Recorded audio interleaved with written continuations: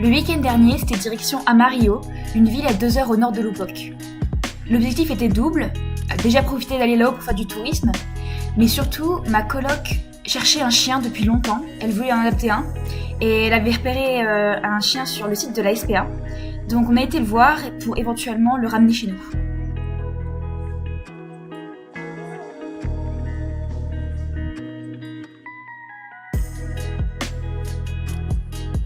Petite pause avant que je vous montre Cadillac Ranch, une des attractions touristiques de Amarillo. Vous avez remarqué la neige? La semaine d'avant il faisait à peu près 20 degrés, mais cette semaine-là on s'est pris une tempête hivernale. Donc déjà il faisait tellement froid que quand je suis en extérieur mon téléphone s'éteignait. Et il y avait des gens qui n'avaient plus d'eau parce que les tuyaux jouaient dans les murs. Il faisait moins de 17 degrés. Neige, donc les routes impraticables, et à cause de la consommation accrue d'électricité, le courant saute un peu partout. Donc un vrai plaisir. Mais comme vous le voyez, on a quand même pu visiter Cadillac Ranch. Alors qu'est-ce que c'est?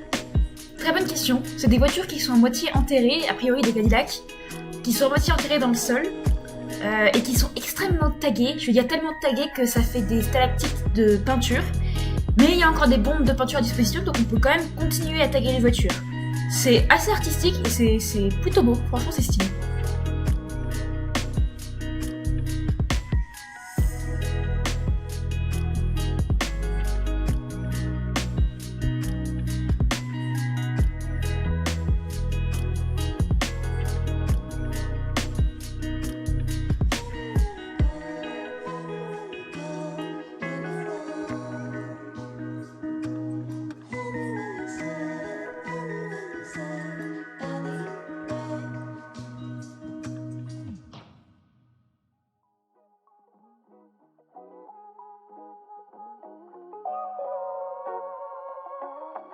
Je vous présente Maverick, il a 1 an, c'est un croisement entre un berger australien et un bouvier australien, et comme vous le voyez, il est super affectueux, même avec les gens qu'il connaît pas.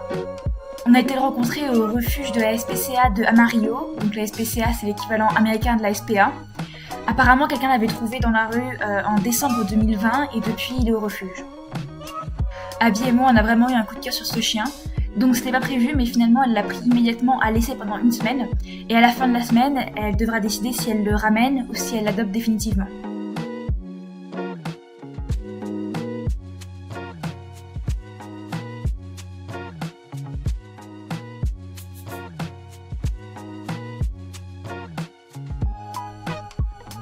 Malheureusement, Abby m'a dit très tôt qu'elle allait le ramener au refuge parce qu'après quelques jours, elle s'est rendue compte que c'était beaucoup plus de travail que ce qu'elle pensait et elle préférait garder son indépendance.